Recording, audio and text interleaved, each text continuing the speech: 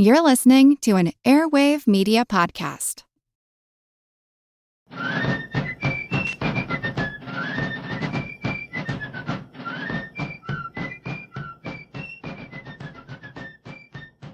Hello, and thank you for joining the American Revolution.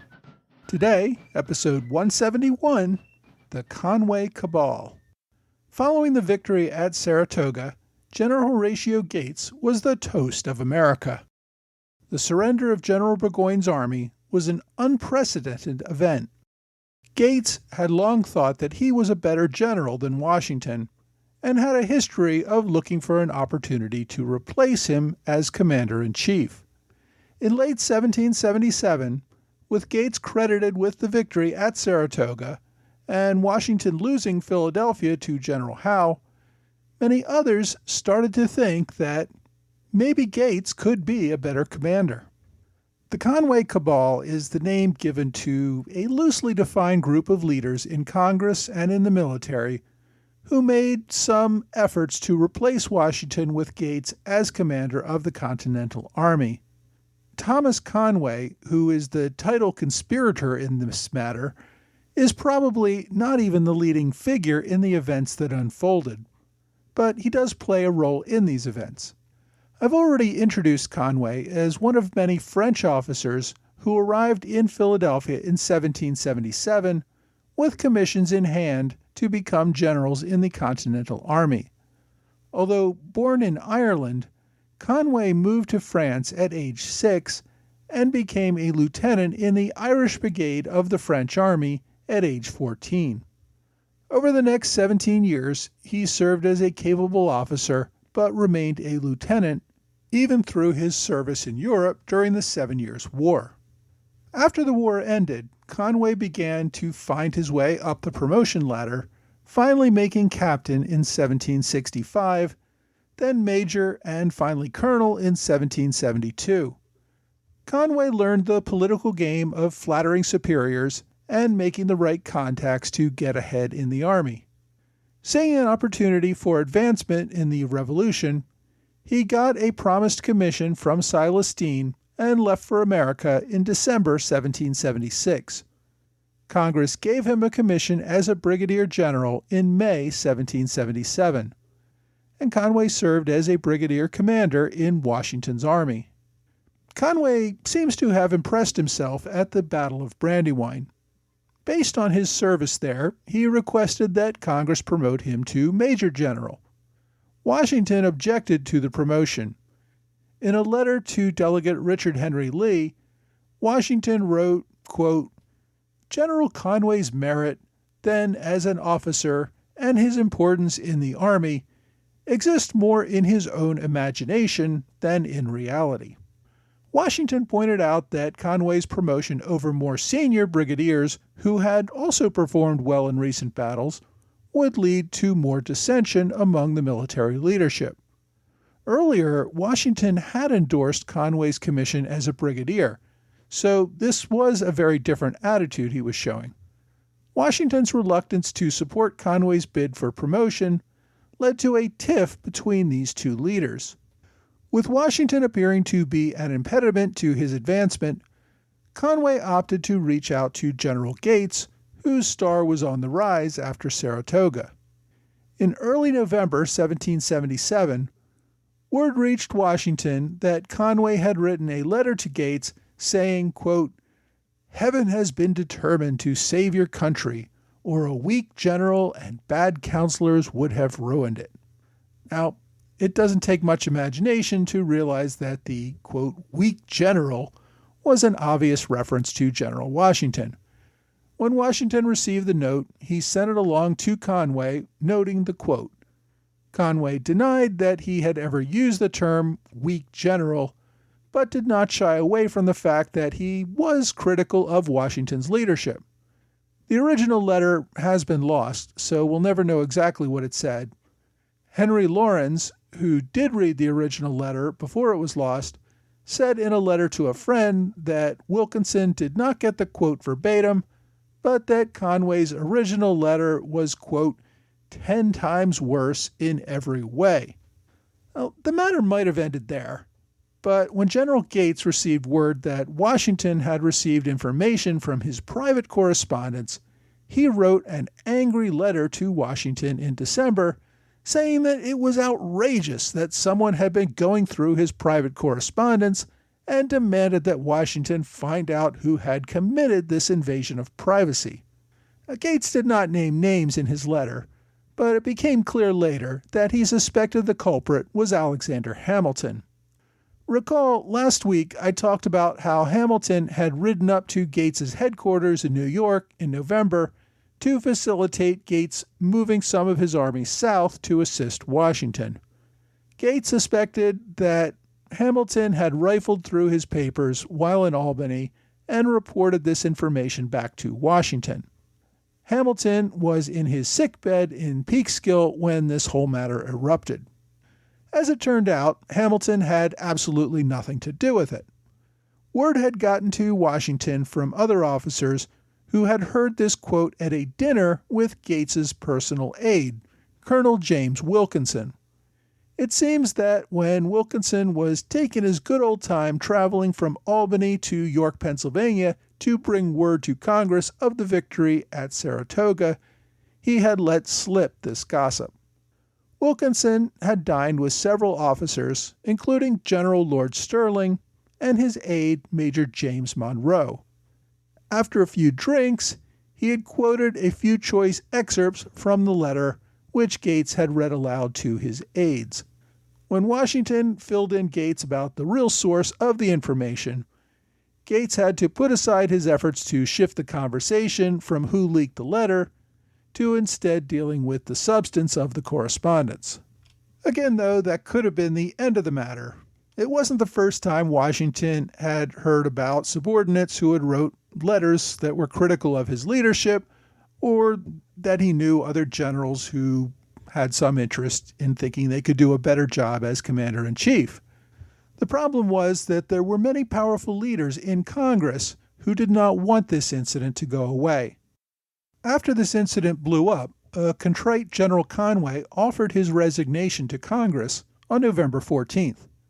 Instead of accepting his resignation, Congress granted Conway his desired promotion to Major General.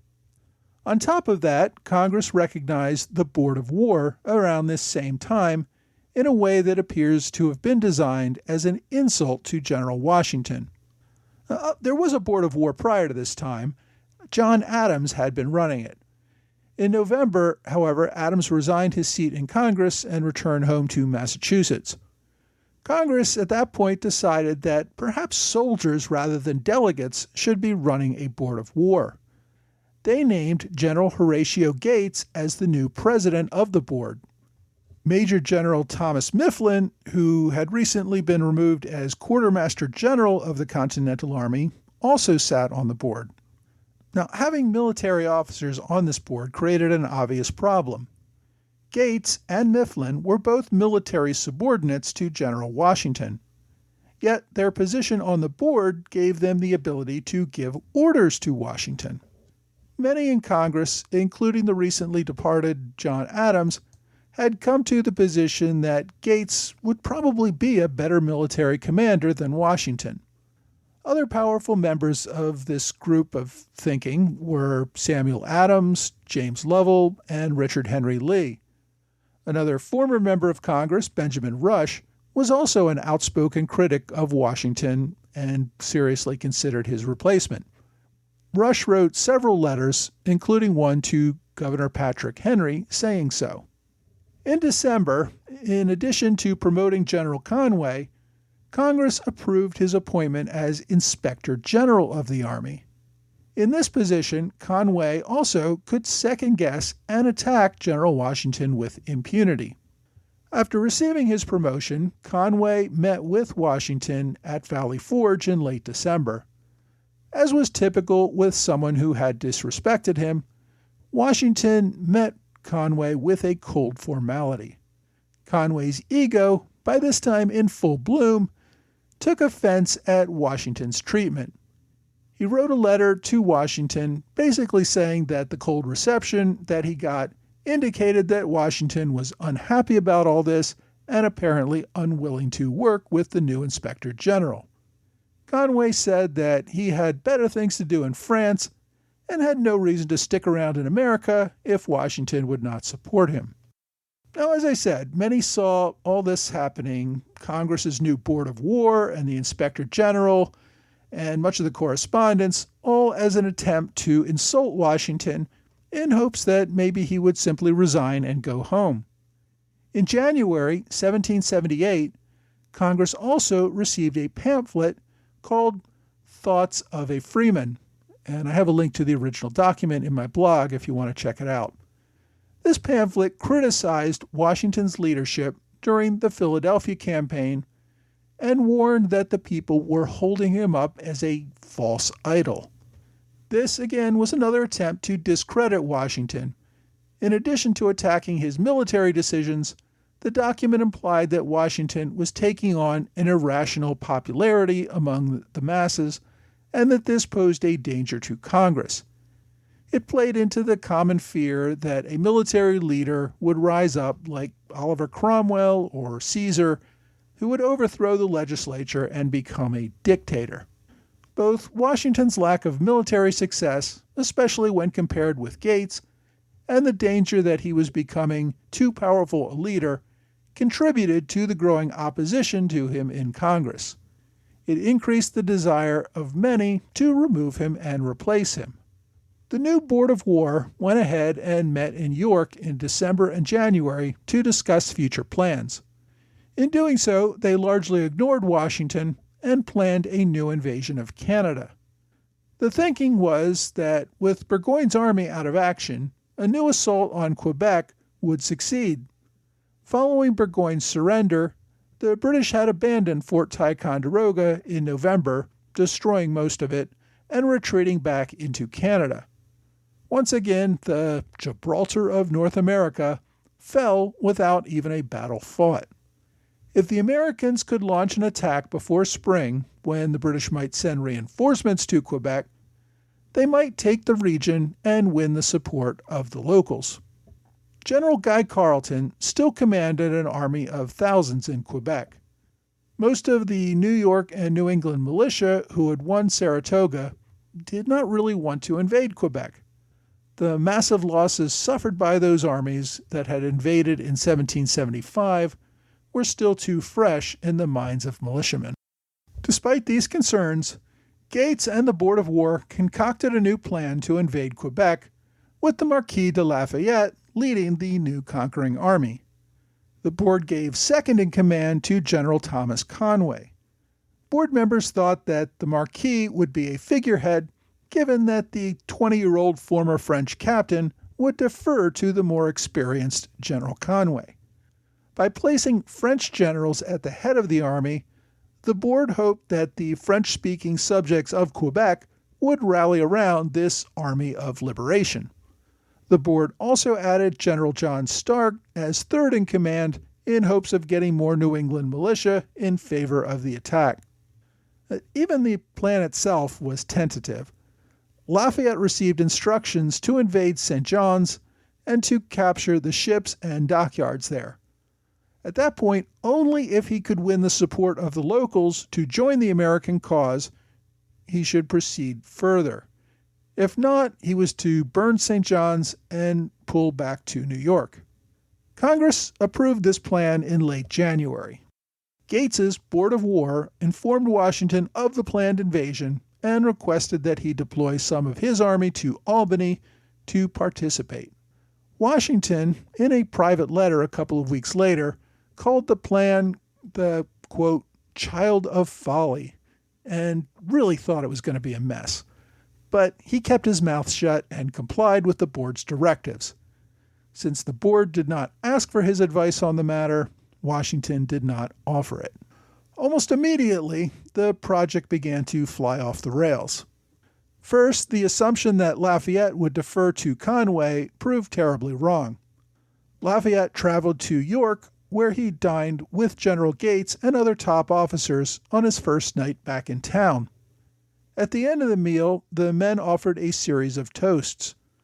Lafayette noticed the conspicuous absence of any toast to General Washington so he offered one himself. His toast met with confused silence and helped him to understand just how much this group was seeking to undermine the commander-in-chief. Next, Lafayette appeared before Congress to oppose the board's decision of Conway as second-in-command. Lafayette demanded that General Johann de Kalb be given that role. Congress complied, and Conway once again found himself on the outs. With that, Lafayette traveled to Albany, where he found an army of less than 1,000 men, some of them boys as young as 12 and old men above the age of 60. Further, there were no supplies, equipment, or even clothing to conduct a winter campaign, even if they could gather the necessary men quickly. Gates had told Lafayette that General Stark would probably have already taken St. John's by the time Lafayette got to Albany. Instead, Lafayette found a letter from Stark asking him when would he like to get started and how many men he might need. Stark did not say so, but was likely ticked off. Months earlier, General Gates had promised Stark would command this invasion of Canada. Now, finding himself in third in command behind two French officers, probably left Stark less excited about the mission. Lafayette consulted with other generals in the area, including Philip Schuyler, Benjamin Lincoln, and Benedict Arnold. With the exception of General Conway, who had joined the group without having a command and who was eager to proceed, the other generals all believed that this was headed for disaster. After determining that there was no way for the army to assemble the necessary soldiers and supplies in time, Lafayette wrote back to Congress saying that he would not proceed. Now, as I said, Washington had remained silent through all of this, but he was not ready to fade quietly into the night. He knew that any kind of power play opposing the Inspector General or the Board of War or any of their plans would just play into the hands of his enemies and convince people that he was a danger to civilian rule. Instead, Washington just threw the whole thing back at Congress. He dispatched the correspondence that had gone between himself and General Conway, as well as correspondence with General Gates about the revelation of Conway's comments to him.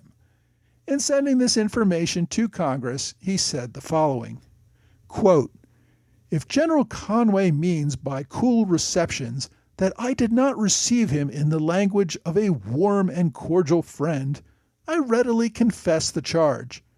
My feelings will not permit me to make professions of friendship to a man I deem my enemy. At the same time, truth authorizes me to say that he was received and treated with proper respect to his official character, and that he has no cause to justify the assertion that he could not expect any support for fulfilling the duties of his appointment." So Washington found that while he had his critics in Congress, he also had supporters. And one of those key supporters was the new president of Congress, Henry Laurens. Communications with his son, John Laurens, who was serving as Washington's aide-de-camp, helped President Laurens to appreciate everything Washington was doing and what he was going through. Following Washington's letters came a memorial sent by 9 Continental brigadiers who objected to General Conway being promoted over them, just as Washington had predicted. In addition, a group of colonels protested Wilkinson's brevet to brigadier over more senior colonels with more command experience. Seeing the strong objections from the military leadership, and also after reviewing the correspondence that made Gates, Conway, and Wilkinson all look like fools, any support for replacing General Washington very quickly evaporated. Gates and Conway both testified before Congress, but gave a poor performance. The Marquis de Lafayette took it upon himself to speak on behalf of France before Congress. He said that the French viewed Washington and the Revolution as one and the same. They could not conceive of another general taking command. Numerous other Continental officers also sent letters to Congress confirming that Washington had their full faith and support as commander-in-chief. With Washington's role as commander now firmly reestablished, everyone tried to make nice again. Members of Congress at least silenced their opposition to Washington, having decided that Gates would be no improvement. General Gates wrote a series of letters to Washington trying to repair their relationship. Washington seemed to think that Gates at least was a good general and made an effort to put the matter behind them. Gates resigned from the Board of War in the spring and took up a command in New England. There, he would remain away from Washington and most of the actions of the war for the next few years. When Gates discovered that Wilkinson was behind the revelation of Conway's letters to him, the two men got into a huge fight. Not only had Wilkinson started this whole mess by revealing this information to officers loyal to Washington, Wilkinson had also denied to Gates that he had done it. Instead, he tried to blame one of Gates's other aides. Gates had good reason to be angry at his aide's poor judgment and dishonesty. He went off on an abusive tirade against the young man, and according to Wilkinson's later recollections, the encounter ended up with Wilkinson challenging Gates to a duel and Gates accepting. Now, at this time, ordinarily commanding officers did not duel with those under their command, but in this case, Gates seemed ready to resolve their dispute on the field of honor. Before the duel could take place, though, the two men reconciled and put the issue behind them. At this point, Gates was still serving on the Board of War, and Wilkinson had become the board's secretary. A short time later, Wilkinson read some of the letters that Gates had written to others regarding Wilkinson's role in all of this. Wilkinson then wrote a letter to Congress accusing Gates of, quote, treachery and falsehood. He said he could not serve as secretary with Gates as president of the board.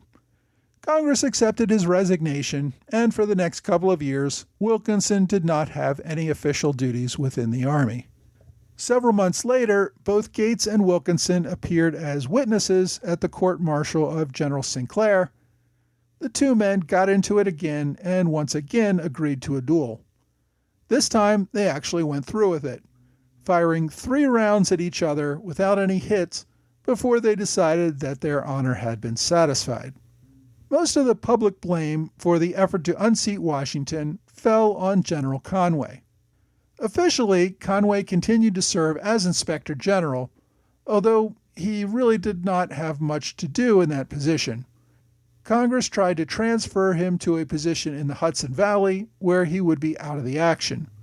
Seeing the appointment correctly as political exile and realizing that he was pretty well isolated and hated by most of his fellow officers under Washington's command, Conway once again submitted an offer of resignation to Congress in March 1778.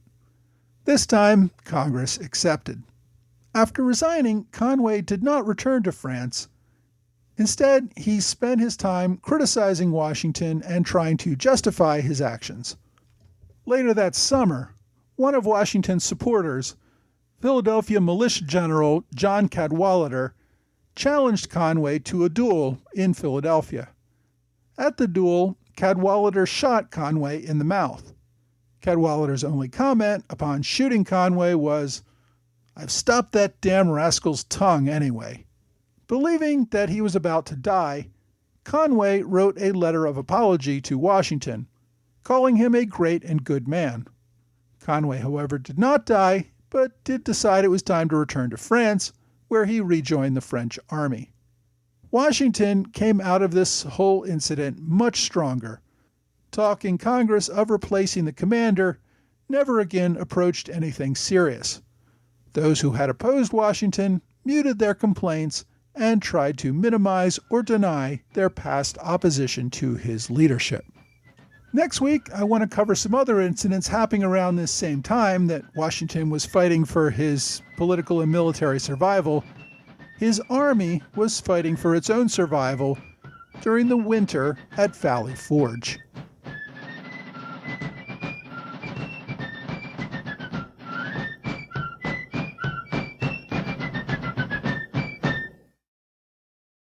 Hi. Thanks for joining the American Revolution Podcast After Show. Thanks as always to Trey Nance and George Davis as Alexander Hamilton Club supporters on Patreon. I also wanted to thank Jason Patry, who is already a Standard Bearer supporter on Patreon, but who also made a generous one-time contribution via PayPal. I very much appreciate the support. This week I covered the Conway Cabal, which, as I said in the main show, was not really a conspiracy. It was more of a disjointed and uncoordinated effort to replace Washington as commander-in-chief.